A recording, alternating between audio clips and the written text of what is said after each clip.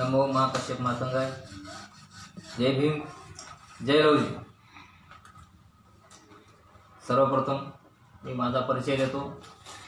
मी Satish Hanumant Kamble, Indian democratic Samresh Maharashtra राज्य अध्यक्ष व तसेच आज वर्तमानमध्ये मातंग समाज, डिप्रेस क्लासेस, मागास वर्ग यामध्ये गणले गेलेला समाज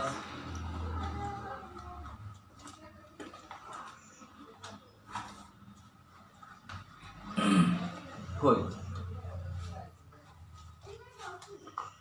मागास वर्ग म्हणजे पिढ्यानपिढी त्या समूह वर्गाला अधिकारापासून वंचित ठेवले गेले, त्यास बहिष्कृत केले गेलेल्या समूहास डिप्रेस क्लास, मागासवर्ग असे म्हणतात. त्याच समूहातील एक घटक मातंग समाज युवक काही केले असता रस्त्यावरची लढाई व तसेच न्यायालयीन लढाई आणि शैक्षणिक लढाई लढत असलेला दिसत नाही. काही लोक शैक्षणिक लढाई व रस्त्यावरची लढाई आणि न्यायालयीन लढाई लढत आहेत, नाही असे काही नाही. पण ज्या प्रमाणामध्ये मातंग समाज प्रगतीच्या पथावर चालला पाहिजे होता त्याप्रमाणे प्रगतीच्या पथावर दिसत नाही. तो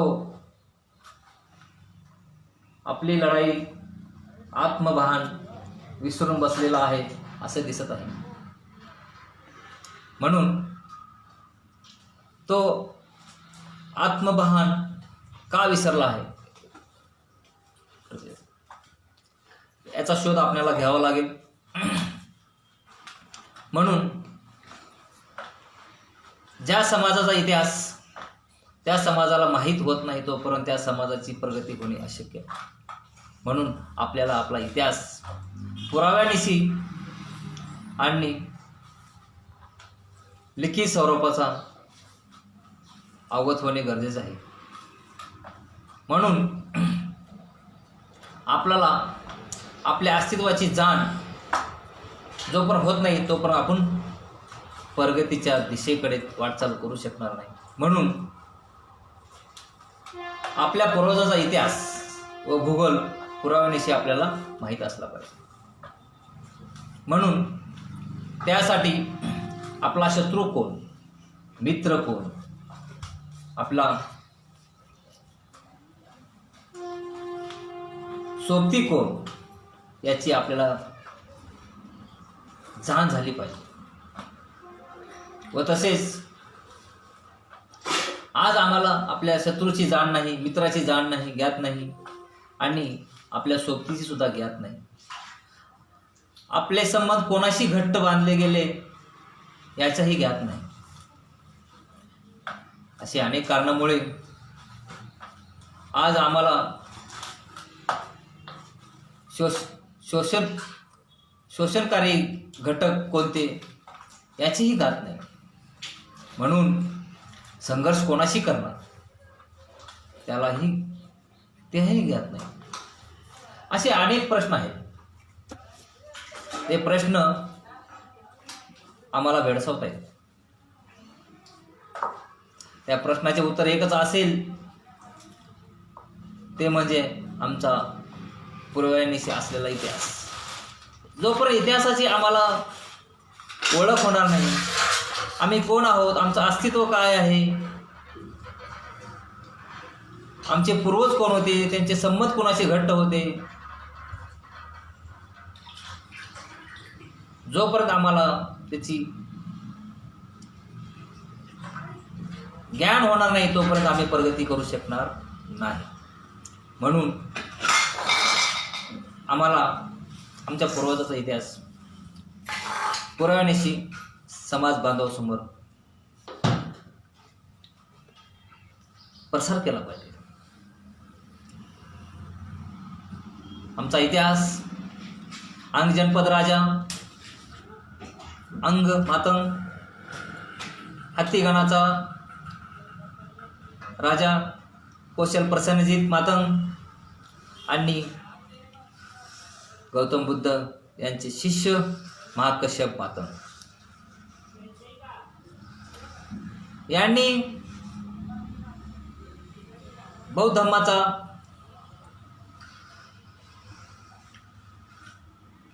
अनुयायी झाले तर झाले, भारतात नव्हे भारताच्या बाहेर सुद्धा त्यांनी बौद्ध धर्माचा प्रसार केला. हा प्रसार करून ते थांबले नाही, तर या बौद्ध धर्माच्या ज्ञानाने त्यांनी इथल्या छोटमोठे राज्य, गणराज्य, जनपद यांना एक संघ केले आणि एक राष्ट्राची नीव टाकली गेली. एक राष्ट्र केलं गेलं, एक संघ केलं गेलं ह्या लोकांना आणि हे राष्ट्राची त्या नीव टाकली गेली आणि राष्ट्राचं नाव जम्बूद्वीप हे नाव त्यावेळेस त्यांनी उदयास आलं आणि बौद्ध धर्माच्या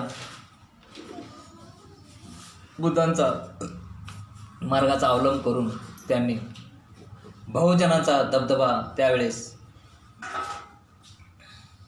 पूर्व विश्वामध्ये दबदबा कायम केला.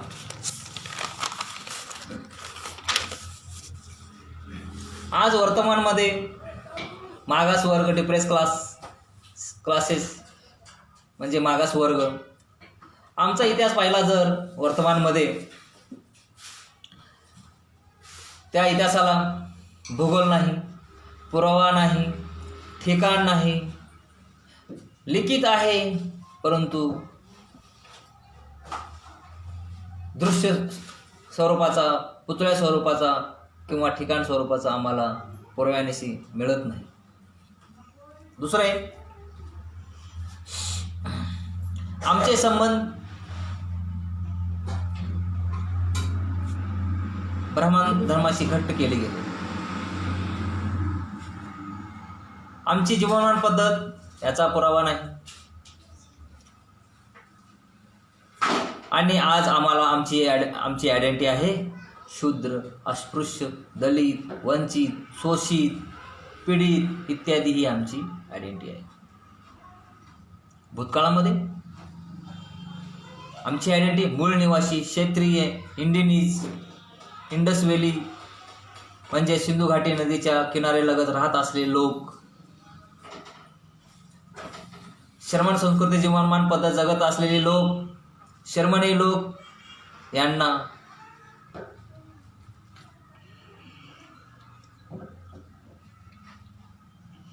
त्यावेळेस मूळ निवासी, क्षेत्रीय, बहुजन ही आमची आयडेंटिटी होती.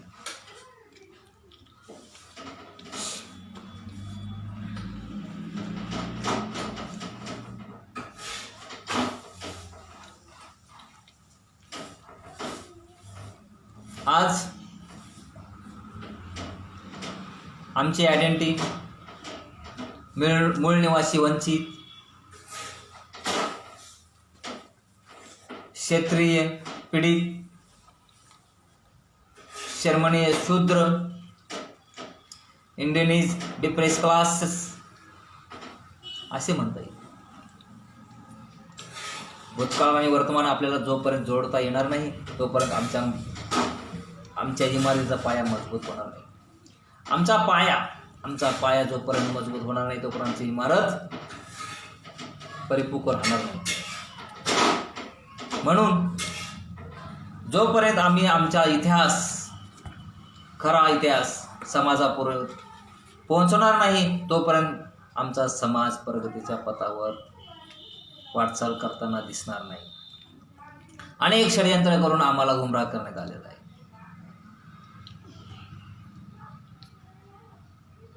आम्ही आमचा इतिहास पाहायला आमचा बांधव तयार नाही.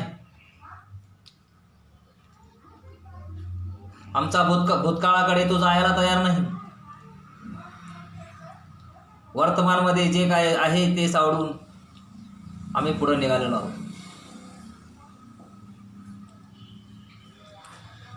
जोपर्यंत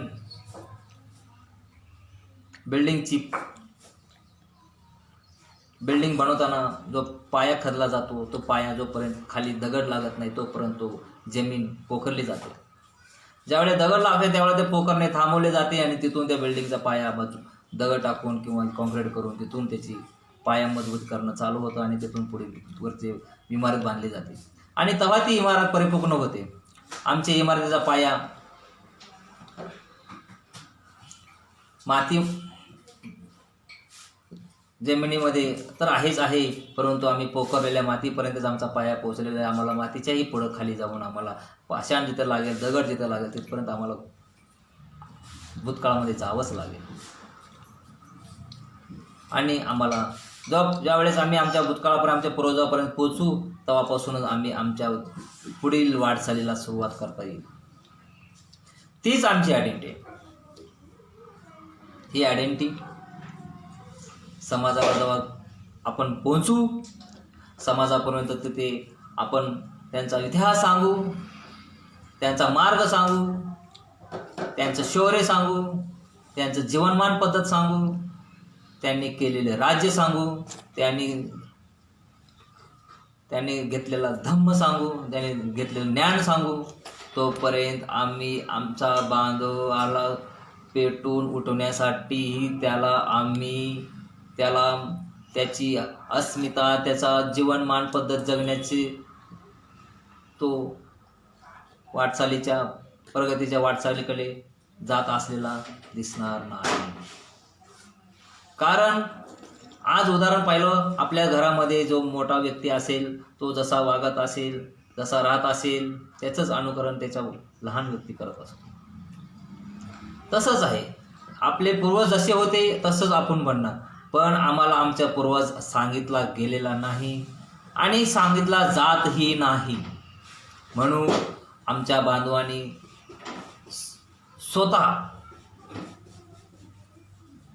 स्वतः पडताळून पहा, स्वतः इतिहास वाचा, स्वतः इतिहासामधील आपले पूर्वजांचा इतिहास पुस्तके लेखकाद्वारे लिहिले गेलेले आहेत.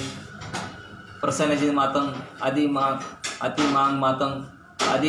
मातंग महापुरुषांचा इतिहास पुस्तक अवेलेबल आहे.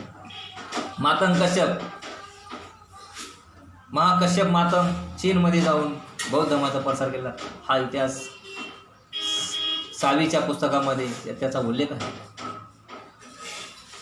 चीनमध्ये पूर्ण तुम्हाला नेटवरती त्याची माहिती मिळेल.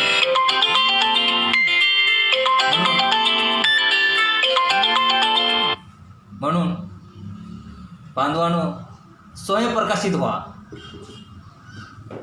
शिक्षणाने आणि तुमच्या कर्तृत्वाने अपदीप भव. तसं तुम्ही स्वतः पडताळून पहा, स्वतः निरखून पहा, वाचा, डोळ्याने पहा आणि मग विश्वास ठेवा. आणि विज्ञान आपले पूर्वज विज्ञानवादी होते आणि विज्ञानवादी मार्गाने त्यांचं जीवन व्यतीत केलं. आणि विज्ञानवादी मार्ग म्हणजेच बौद्ध धम्म मार्ग त्यांनी अवलंबला आणि त्या मार्गाने, त्या ज्ञानाने, त्या आचरणाने, त्याच मार्गाने त्यांनी राज्यही केलं आणि भारत देशाला जम्बूद्वीप म्हणून एक छोटे मोठे एक करून राष्ट्रनिर्मिती केली आणि राज्य केलं. आणि तेच पुढं त्यांनी आम्हाला जो वसा दिला तो वसा आमच्यापर्यंत पोचला नाही. पण आता तुम्ही बांधवांनो, हा वसा घ्यायचा आहे आणि त्या वसा घेऊन तुम्हाला पुढं आपलं प्रगतीच्या वाटेकडे आपली वाटचाल करायची आहे.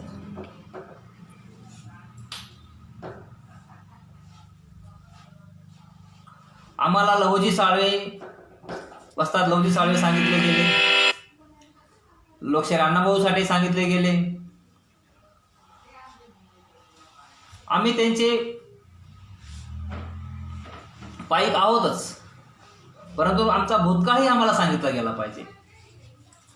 आणि जेव्हा आम्हाला आमचा भूतकाळ कळेल तेव्हाच आमची लढाई कोणासोबत आहे, आमचे विरोधक कोण आहेत, आमचे शत्रू कोण आहेत, आमचे मित्र कोण आहेत आणि आमचे सोबती कोण आहे तोपर्यंत आम्हाला समजणार नाही. म्हणून आज कोणी काही सांगू, अनेक लोक, आणि मी काही सांगतो आहे म्हणून तुम्ही ऐकावं असंही नाही. तुम्ही स्वतः वाचा, तुम्ही स्वतः डोळ्याने वाचन करा, डोळ्याने पहा.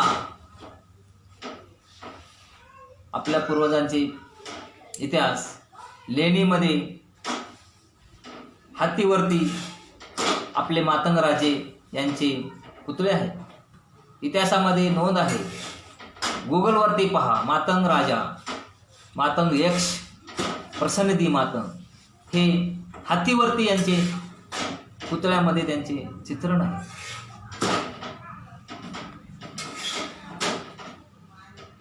पाली भाषेमध्ये, पाली वाडेमयामध्ये, बौद्धांच्या ग्रंथामध्ये, त्रिपिटकामध्ये आमच्या पूर्वजांचा नावानिशी उल्लेख आहे.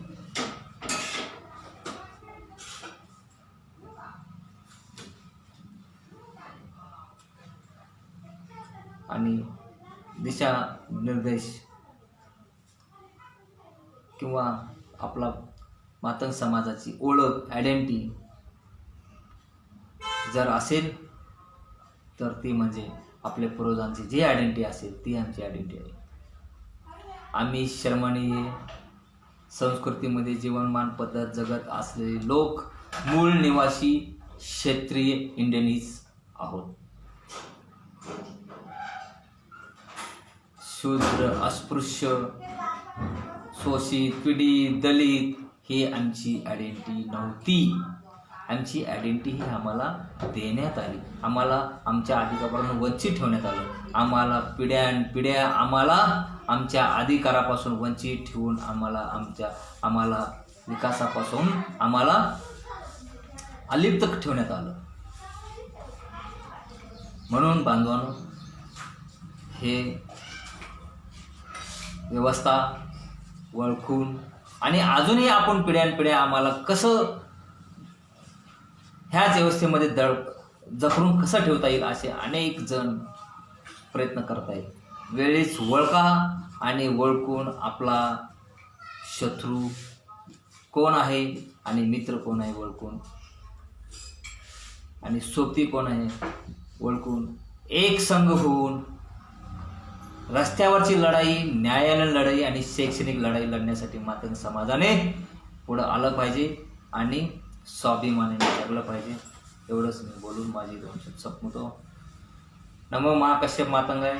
जय भीम, जय लौजी.